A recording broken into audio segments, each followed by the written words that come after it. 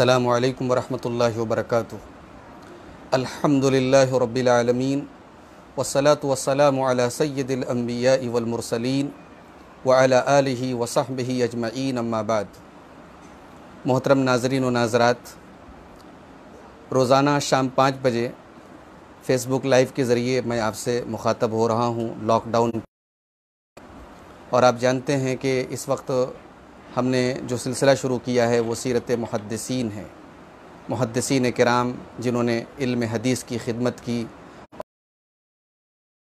जिनका उम्मत पर इंतहाई काबिल क़द्र एहसान है और जिनको अल्लाह तबारक व तआला ने अपने रसूल सल्लल्लाहु अलैहि वसल्लम की हदीसों और सुन्नतों को महफूज करने के लिए और उनकी हिफाजत के लिए चुन लिया, उन मुहद्दिसीन किराम का तज़किरा पिछले 4-5 दिनों से हम कर रहे हैं। आज हम जिस शख्सियत पर गुफ्तगू करेंगे वो हैं हदीस की मशहूर किताब सुनन अबी दाऊद के मुसन्निफ़ इमाम अबू दाऊद रहमतुल्लाहि अलैह। मोहतरम नाज़रीन, इस वक्त जैसा कि आप जानते हैं कि एक मुहलिक बीमारी कोरोना वायरस हमारे मुल्क में ही नहीं बल्कि पूरी दुनिया में फैली हुई है और तकरीबन 12 लाख से ऊपर लोग इस बीमारी से मुतासिर हैं और हज़ारों अफराद इस बीमारी की वजह से लुक़्मा अजल बन चुके हैं और बड़े बड़े माहिरीन तिब और डॉक्टर्स अभी तक इस बीमारी का इलाज ढूंढ नहीं सके हैं। मोहतरम नाज़रीन, हमें जहाँ एक तरफ ये दुआ करते रहना चाहिए कि अल्लाह ताला हमको इस बीमारी से जल्द राहत अता फ़रमाए, वहीं हमें ये याद रखना चाहिए कि अल्लाह के प्यारे रसूल सल्लल्लाहु अलैहि वसल्लम की हदीस है, मा अनज़लल्लाहु दाअन इल्ला जअल लहू दवाआ। अल्लाह ताला ने हर बीमारी की कोई ना कोई दवा और कोई ना कोई इलाज ज़रूर बनाया है। मोहतरम नाज़रीन, इंसानी दिमाग अभी तक उस इलाज तक नहीं पहुँचा है, लेकिन हमें अल्लाह ताला से ये दुआ भी करते रहना चाहिए कि अल्लाह ताला जल्द से जल्द जो भी माहिरीन हैं, डॉक्टर्स हैं, उनके दिमाग में इस बीमारी का सही इलाज तजवीज़ कर दे, अल्लाह ताला उनके ज़हनों में डाल दे, इसकी तौफ़ीक दे दे ताकि दुनिया इस बीमारी से उबर सके। दुनिया एक इंतहाई ख़तरनाक मोड़ पर है। बड़े बड़े दुनिया के तरक्की याफ्ता ममालिक इस वक्त लॉकडाउन के दौर से गुज़र रहे हैं। माली एतबार से, जानी एतबार से, हर एतबार से दुनिया इस वक्त बहुत ही बड़े बहरान में मुब्तला है। हमारे मुल्क के हालात भी बेहद ख़राब हैं। आप जानते हैं हमारे मुल्क में गुरबत जिस तरीके से ज़िम्मेदारी है कि हमारे आसपास में, हमारे रिलेशन में कोई भी भूखा न रहे, उसके घर में ज़रूरत की चीज़ें पहुँचें। हमें उसके लिए अपने सदक़ात और अतियात के अलावा अपने ज़कात की रकम के ज़रिए भी ऐसे लोगों की मदद हम कर सकते हैं और करना चाहिए। अल्लाह ताला हम सबको इसकी तौफ़ीक अता फ़रमाए। मोहतरम नाज़रीन, इमाम अबू दाऊद रहमतुल्लाहि अलैह, इनका असल नाम सुलेमान था। अबू दाऊद इनकी कुनियत थी और इनका असल नाम सुलेमान था। इनका सिलसिला नसब है सुलेमान बिन अशअस बिन इसहाक़ बिन बशीर बिन शद्दाद बिन अम्र बिन इमरान। इमाम अबू दाऊद रहमतुल्लाह अलैह खुरासान के मशहूर शहर सजिस्तान में पैदा हुए, जिसको सजिस्तान कहा जाता है, और इस वक्त जो है ये ईरान के मशरक़ी हिस्से में ये इलाक़ा पड़ता है। इमाम अबू दाऊद रहमतुल्लाह अलैह का ताल्लुक़ यमन के एक मशहूर कबीले अज़द से था, इसलिए आपको अज़दी भी कहा जाता है। आपकी पैदाइश सन 202 हिजरी में हुई, 3री सदी के बिल्कुल स्टार्टिंग में। मोहतरम नाज़रीन, आपको मालूम होना चाहिए कि इस्लामी तारीख़ में 3री सदी हिजरी का जो दौर है ये बड़ा ही गोल्डन दौर है। इस्लामी तहज़ीब और इस्लामी कल्चर के उरूज का दौर है। बड़े बड़े उदबा, बड़े बड़े शुआरा और बड़े बड़े मुहद्दिसीन और बड़े बड़े माहिरीन फ़न इस सदी में पैदा हुए। इमाम अबू दाऊद रहमतुल्लाह अलैह ऐसे माहौल में इस्लामी तारीख़ के एक गोल्डन एज में अब्बासी खलीफा मामून के दौर में सजिस्तान के अंदर पैदा हुए। इमाम अबू दाऊद रहमतुल्लाह अलैह बचपन से ही इल्म हदीस के शौकीन थे, इल्म हदीस सीखने के शायक थे और उन्होंने अपने दौर के तमाम बड़े बड़े असातिज़ा के सामने ज़ानुए तलमुस जो बड़े बड़े अइम्मा थे, इमाम अहमद इब्न हम्बल, इमाम इसहाक़ इब्न राहवे, इमाम अबू सौर, इमाम यहया इब्न मईन, इमाम हिशाम बिन अब्दुल मलिक तयालिसी, अबू बकर इब्न अबी शैबा, उस्मान बिन अबी शैबा, सईद बिन सुलेमान बज़्ज़ार, सईद बिन मंसूर, मोहम्मद बिन बशार बुंदार मिस्री, इसी तरीके से इमाम मुसद्दद, इमाम हन्नाद, ये इस दौर के बड़े नाम हैं। इन तमाम लोगों से इमाम अबू दाऊद रहमतुल्लाह अलैह ने हदीसें ली हैं और ये सारे के सारे लोग इमाम अबू दाऊद के असातिज़ा में से हैं। मोहतरम नाज़रीन, इमाम अबू दाऊद रहमतुल्लाह अलैह ने उस दौर में, जबकि सफ़र आज के दौर के बनिस्बत बहुत मुश्किल था और एक इलाके से दूसरे इलाके जाना बड़ी मशक्क़त का काम था, इमाम अबू दाऊद रहमतुल्लाह अलैह ने उस दौर के तमाम बड़े बड़े जो भी इल्म हदीस के मरकज़ थे उन तमाम शहरों का उन्होंने सफ़र किया। बगदाद कई मरतबा गए, हिजाज़ का सफ़र किया, इराक़ का सफ़र किया, खुरासान में सजिस्तान में पैदा हुए, लेकिन उसके अलावा जो दूसरे शहर थे तमाम जगहों पर गए, मिस्र गए, शाम गए, निशापुर गए, मर्व गए, असफ़हान गए, और इन तमाम जगहों के बड़े बड़े मुहद्दिसीन से इमाम अबू दाऊद रहमतुल्लाह अलैह ने इस्तिफ़ादा किया। और बाद में आप बसरा में जाकर के बस गए। वो वहाँ क्यों बसे हम आगे उसकी डिटेल बताएँगे, और बसरा ही में आपका इंतकाल हुआ। मोहतरम नाज़रीन, इमाम अबू दाऊद रहमतुल्लाह अलैह ने इल्म हदीस को दूसरों तक पहुँचाया। आपसे बेशुमार लोगों ने इल्म हदीस को सीखा और आपसे रिवायत किया। आपके असातिज़ा में से भी बाज़ लोगों ने आपसे हदीसें ली हैं। इमाम अहमद इब्न हम्बल रहमतुल्लाह अलैह जो आपके उस्ताद हैं, उन्होंने भी एक हदीस आपसे ली है। आपके 4 मशहूर शागिर्द हैं। सबसे पहले तो आपके बेटे बकर इब्न अबी दाऊद हैं जो ख़ुद बहुत बड़े मुहद्दिस हैं। दूसरे आपके मशहूर शागिर्द हैं अबू अली मोहम्मद बिन अहमद बिन अम्र लुलुई, और तीसरे मशहूर शागिर्द हैं अबू सईद अहमद बिन मोहम्मद बिन ज़ियाद आराबी के अबू बकर मोहम्मद बिन अब्दुल रज़ाक इब्न दासा। ये आपके मशहूर शागिर्द हैं। मोहतरम नाज़रीन, इमाम अबू दाऊद रहमतुल्लाह अलैह की किताबों में, उनकी तसनीफ़ात में सबसे मशहूर जो उनकी किताब है वो सुनन अबी दाऊद है। आप जानते हैं कि हदीस की जो मशहूर 6 किताबें हैं जिनको हम सिहाए सित्ता कहते हैं या कुतुब सित्ता कहते हैं, सही बुखारी, सही मुस्लिम, सुनन अबी दाऊद, सुनन तिरमिज़ी, सुनन नसई, सुनन इब्न माजा, इन 6 किताबों में तीसरे दर्जे की किताब इमाम अबी दाऊद की सुनन अबी दाऊद मानी जाती है। और इन 6 किताबों में सहीहैन को छोड़ करके जो बाकी 4 किताबें हैं उनको सुनन अरबा कहा जाता है। उन चारों किताबों में इमाम अबू दाऊद की किताब सुनन अबी दाऊद पहले नंबर पर मानी जाती है। इस किताब को इमाम अबू दाऊद रहमतुल्लाह अलैह ने तकरीबन 5 लाख हदीसों में से 4800 हदीसों को मुंतखब करके इस किताब को तैयार किया था। इस किताब को सुनन कहा जाता है। सुनन उस हदीस की किताब को कहा जाता है जो फ़िक़ही तरतीब से लिखी गई हो, जिसमें पहले ईमान का चैप्टर हो, फिर नमाज तहारत का हो, फिर नमाज का हो, फिर ज़कात का हो। ये जो फ़िक़ही तरतीब है, इस तरतीब पर जो किताबें हैं उनको सुनन कहा जाता है। तो इमाम अबू दाऊद की ये किताब भी सुनन में से है। और इस किताब में इमाम अबू दाऊद रहमतुल्लाह अलैह अहकाम की अहादीस लाए हैं।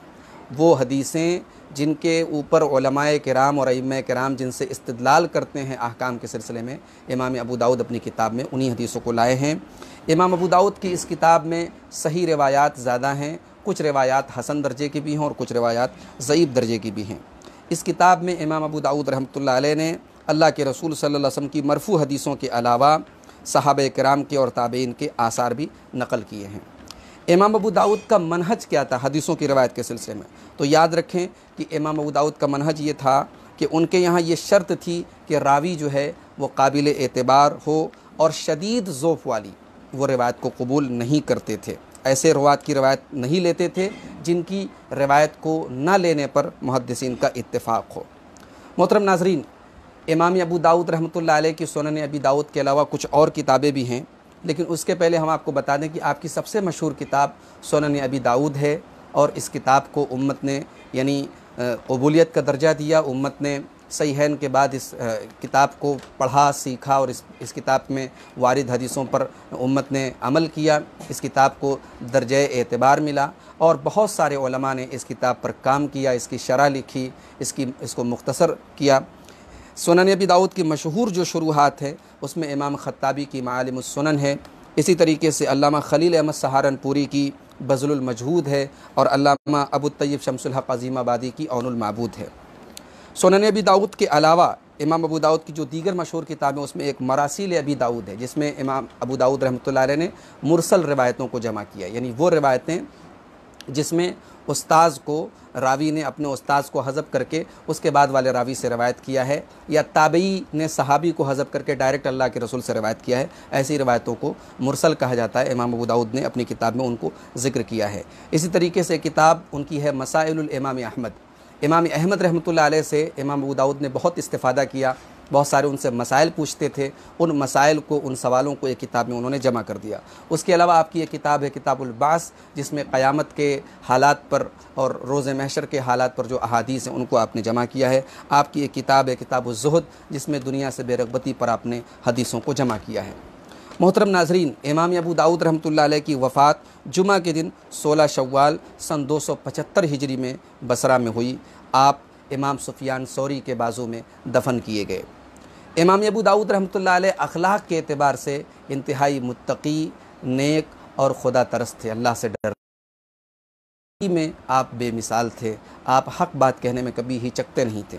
चुनांचे एक मरतबा आप बगदाद के सफ़र पे थे तो उस वक्त का जो वली अहद था, जो क्राउन प्रिंस था, जिसका नाम अबू अहमद अल मुवफ़्फ़क़ था, वो आपसे मिलने के लिए आया। रहमतुल्लाह अलैह के सामने उसने 3 मुतालबे रखे। उसने 3 बातें रखी। तो उसने ये रखी कि आप बसरा में सुकूनत इख्तियार कर लें। बसरा जो उस ज़माने का एक मशहूर शहर था, लेकिन हालात की वजह से उजड़ चुका था, आबादी वहाँ की ख़त्म हो चुकी थी, उलमा। तो क्राउन प्रिंस जो था वली अहद, उसने कहा कि आप, मेरी राय है, मेरा मुतालबा है कि आप वहाँ जा कर के बस जाएं। दूसरा मुतालबा मेरा ये है कि आप मेरे बेटों को अपनी सुनन अबी दाऊद, जो अपनी हदीस की किताब है, वो मेरे बेटों को आप रिवायत करें, उनको मेरे बेटों को सुनाएं, मेरे बेटे आपसे वो किताब पढ़ें। और तीसरा मुतालबा मेरा ये है कि आप मेरे बेटों को, शहज़ादों को अलग से पढ़ाएं, आवाम के सामने, आम लोगों के साथ मेरे बच्चों को न बिठाएं। इमाम अबू दाऊद रहमतुल्लाह अलैह ने पहले 2 मुतालबात तो मान लिए, मगर और आपने कहा अम्मा हाज़िही फ़ला सबील इलैहा लिअन्न अन्नास फ़िल इल्म सवाउ। तुम्हारा ये मुतालबा मैं नहीं मान सकता, इसलिए कि इल्म में सारे लोग बराबर होते हैं। बादशाह वक्त है, या ये कह लीजिए कि होने वाला बादशाह और होने वाला हुक्मरां हैं, लेकिन इमाम अबू दाऊद रहमतुल्लाह अलैह ने इल्म की तज़लील बर्दाश्त नहीं की और इल्म के सिलसिले में कोई फ़र्क करना बर्दाश्त नहीं किया, और कहा कि सारे लोगों के साथ ही आपके बेटे बैठेंगे, मैं आपके बेटों को अलग से पढ़ाने के लिए तैयार नहीं हूँ। ये इमाम अबू दाऊद रहमतुल्लाह अलैह की हाल है। इसी तरीके से इसकी एक दूसरी मिसाल ये कह सकते हैं कि आपके बेटे जो खुद बहुत बड़े मुहद्दिस थे, लेकिन इमाम अबू दाऊद रहमतुल्लाह अलैह से पूछा अपने बेटे के बारे में, यानी उनकी तजरीह करते हैं या तादील करते हैं, आपके नज़दीक वो सिक़ा रावी हैं या कमज़ोर रावी हैं, तो इमाम अबू दाऊद ने रिश्तेदारी और बेटे होने का कोई लिहाज नहीं रखा और कहा कि नहीं, मेरा बेटा कज़्ज़ाब है, उसकी रिवायत न ली जाए। ये इमाम अबू दाऊद रहमतुल्लाह अलैह की ईमानदारी, दयानतदारी और गैर जानिबदारी की एक वाज़ेह दलील है। मोहतरम नाज़रीन, उलमाए उम्मत, इमाम अबू दाऊद के जो मुआसिरीन उलमा थे या उनके बाद में जो अइम्मा आए, अइम्मा हदीस आए, उनकी नज़र में इमाम अबू दाऊद का क्या मकाम था, आइए देखते हैं। इमाम मूसा इब्न हारून कहते हैं, खुलिक़ अबू दाऊद फ़ि दुनिया लिल हदीस। इमाम अबू दाऊद दुनिया में हदीस के लिए पैदा किए गए। व फ़िल आखिरत लिल जन्ना, और आखिरत में जन्नत के लिए पैदा किए गए। मा रअयतु अफ़ज़ल मिन्हु, मैंने इमाम अबू दाऊद से अफजल कोई इंसान नहीं देखा। ये एक मशहूर मुहद्दिस है इमाम मूसा इब्न हारून, उनका ये कमेंट है, उनका ये तबसरा है। इसी तरीके से अल्लामा इमाम इब्न मंदा रहमतुल्लाह अलैह कहते हैं, अल्लज़ीना अखरजू व मय्यज़ुस्साबित मिनल मालूल क़ता मिन सवाब अरबा, यानी जिन लोगों ने को, जिनके अंदर इल्लत थी, जो कमज़ोर थी, उनको छांट करके सही हदीसों को अलग किया, ऐसे अइम्मा में से 4 लोग बहुत मशहूर हैं, 4 लोग बड़े बड़े हैं। अल बुखारी और इमाम मुस्लिम हैं, व बअदहुमा अबू दाऊद व नसई, और उसके बाद इमाम अबू दाऊद और इमाम नसई रहमतुल्लाहि अलैहिम हैं। इमाम हाकिम जो ख़ुद बहुत बड़े मुहद्दिस हैं और मुस्तदरक अला सहीहैन उनकी मशहूर किताब है, वो कहते हैं अबू दाऊद इमाम अहलिल हदीस फ़ी असरिही बिला मुदाफ़ा, यानी इमाम अबी दाऊद अपने दौर के मुहद्दिसीन के और अहलुल हदीस के इमाम हैं, बग़ैर किसी इख्तलाफ के, कोई इख्तलाफ नहीं और कोई उनको चैलेंज करने वाला नहीं, अपने दौर के बड़े इमाम हैं। इमाम इब्नुल आराबी के सामने जब आपकी किताब सुनन अबी दाऊद पेश की गई तो उन्होंने कहा, लव अन्न रजुलन लम यकुन इंदहु मिनल इल्म इल्लल मुसहफ़ अल्लज़ी फ़ीही किताबुल्लाह सुम्मा हाज़ल किताब लम यहतज मअहुमा इला शैइन मिनल इल्म अलबत्ता।